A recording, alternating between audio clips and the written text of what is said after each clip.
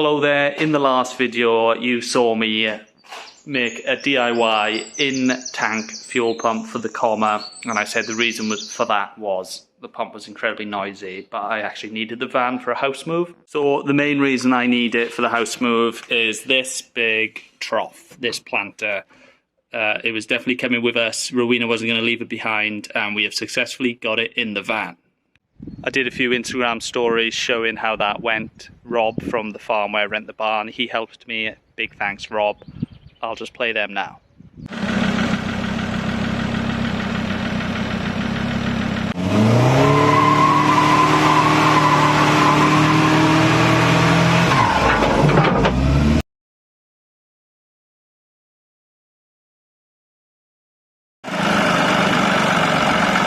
That is going in the van somehow.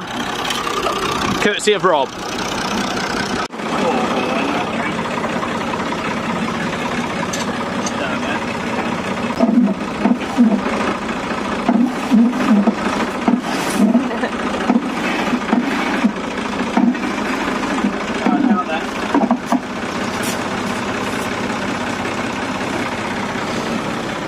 There we go. Oh, you picked it up.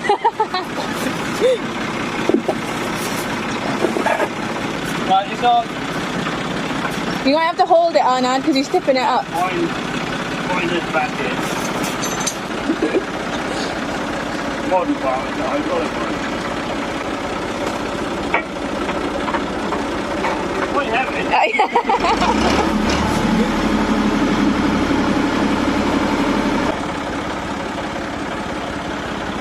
Road, is it? Yeah. Is that going to be alright going down the curb?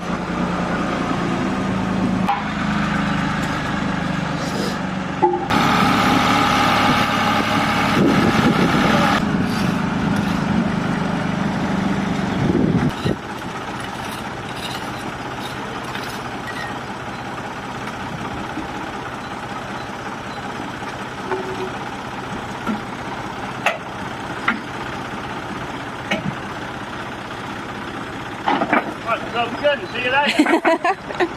Oh, sorry. Okay.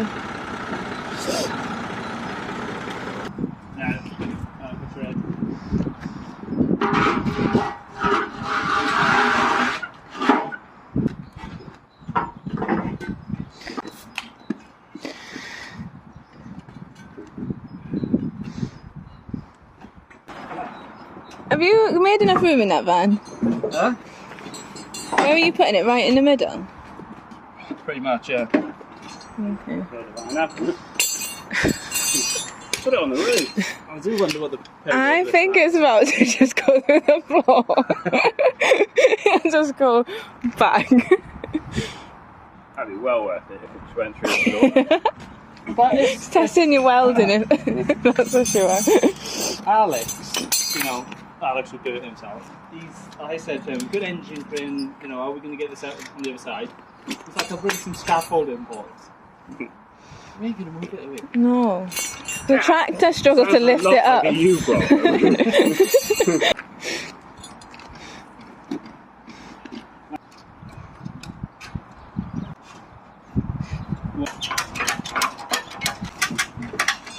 Yeah, you've lifted that now as well.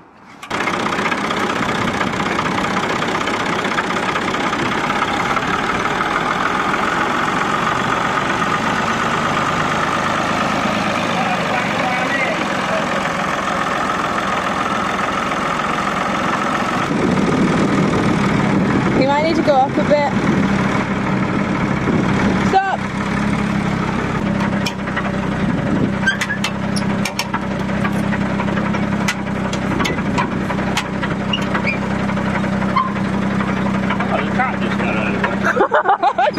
The tractor's really up.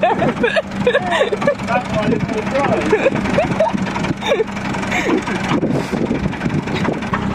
I think we're still a bit low.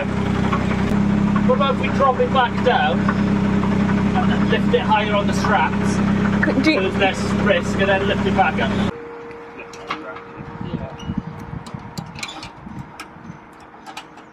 Slide it back.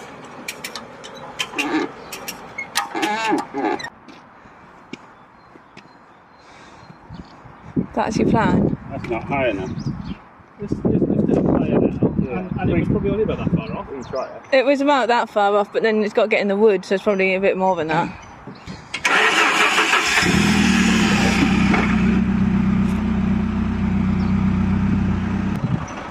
I don't know if I want to watch this. I feel like my heart's in my mouth.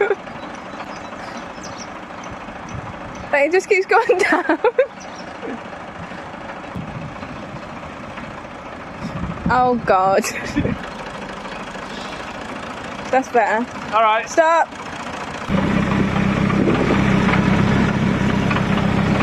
Right, stop. It's in, but the wood's too big.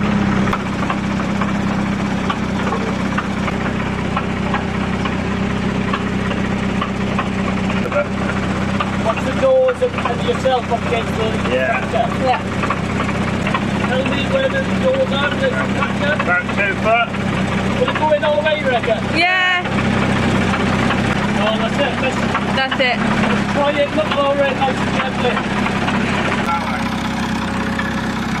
Didn't do that.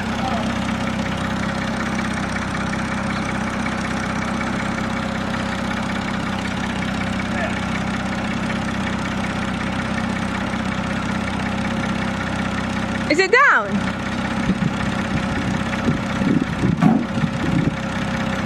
Is it in the van?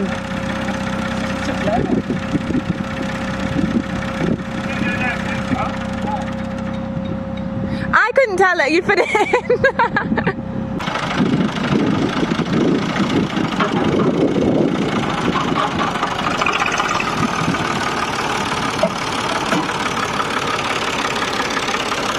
Terribly that's going to drive.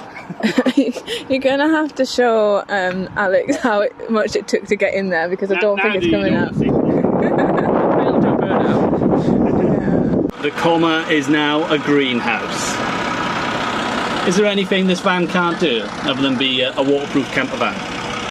I'm actually quite surprised at how well the comma takes the weight, but then it does sort of make me think that these vans are vans, aren't they? So back in the 60s and 70s, they'd have been used by builders and they would have been full up of all sorts of rubbish.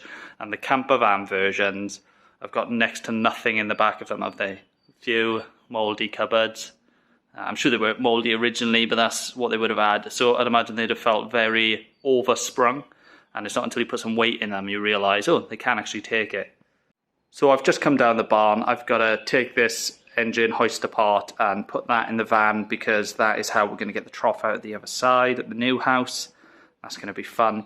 And also I've got 2 master cylinders on this, so I've got one for the front wheels, one for the rear wheels, and I've got a balance bar, which is a threaded bar. I'll put up a picture here. You basically adjust it and it allows you to put different amounts of force on your front and rear brake circuits. Because this van has been empty for years and there's no weight in the back, probably why it does like top gear burnouts, but what it means is that there's next to no rear brakes at the minute. Every time it goes through the MOT, the tester tells me it very nearly fails on the rear brakes, but I know from driving it on the road that with it set up where it'll just fly through the MOT on the tester, it'll lock the rear wheels up on the road. So I know best, not the MOT equipment. It has made me think that maybe I could do with a servo just on the front discs, because drums have like a self-servo effect and discs don't. You know, drums, the shoes, the way they pivot and they pull it in. I'll put up another picture here. Enjoy, plenty of pictures in this one. Okay, so let me show you what we've got. We have got the front master cylinder and then the rear master cylinder. Then we have like a spherical bearing in here, and then we've got a threaded bar which goes through the eye ends of each master cylinder. Well, as it is at the minute, as I pull on it, due to the way the bar's set up, more force gets put on the front master cylinder. So there's a lock nut on the end. I've just slackened that off.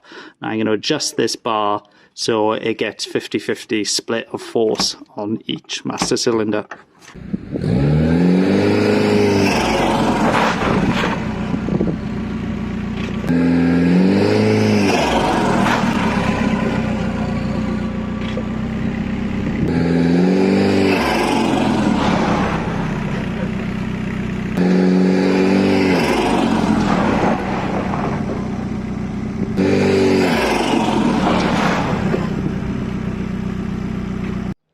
Okay, well, I'm pretty sure that video was very hard to show any actual improvement. So what I'm going to do is draw on a whiteboard. So come and have a look. What we have here is the pedal input, and then we've got two master cylinders, the front and the rear. And let's say this is threaded, which basically changes where the force is pushed on. So due to leverage. Now, if it's in the middle, you get a pretty much 50-50 split between two master cylinders. Now, when you thread this bar a certain direction, the spherical bit in the middle slides along inside the brake, inside that tube on the brake pedal, slides along, and then whichever one it's closer to, master cylinder wise, that is where the most force gets put. And of course, if you thread it the other way, brake pedal is effectively pushing on the rear one more, you get more brake force on the rear. Right, that didn't quite go how I thought it would. It was very heavily front bias originally. Most of the force was on the front brake master cylinder. I thought I'd probably want to put it very heavily towards the rear, and it would probably drive nice with it being so heavy in the back.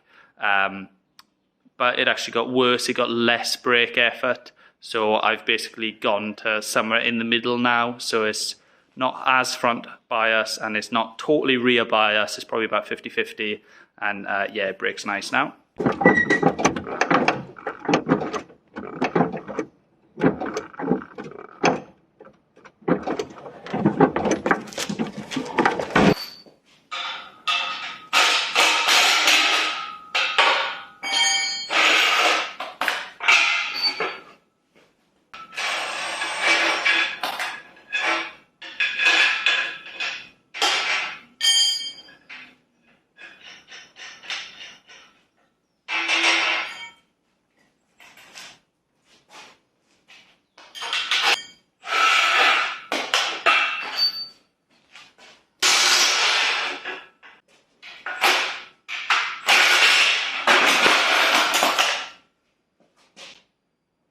I knew that was going to happen.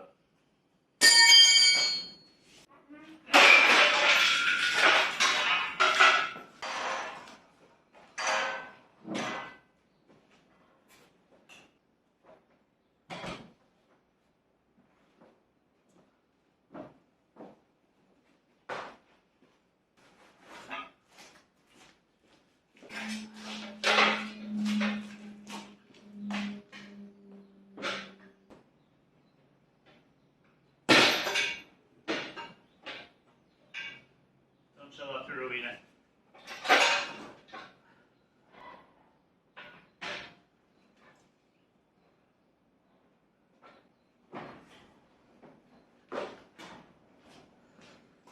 Okay, the engine crane is in. I've got some tools to put it back together at the other end. Looking good. So people who often say, people who may be the parents of my wife, say, why isn't it a camper van yet? Why haven't you done certain things to it? The plan is the van, the UAZ needs to become the van, because the Land Rover used to be the work vehicle, and I thought it would be a brilliant idea to get rid of it, to get the UAZ, and of course the UAZ has turned into a big engine swap. But when the UAZ is up and running, that is going to be the utility vehicle, and this can then become a camper van. I'm sure it'll be such a smooth, quick process, it'll be done before you know it.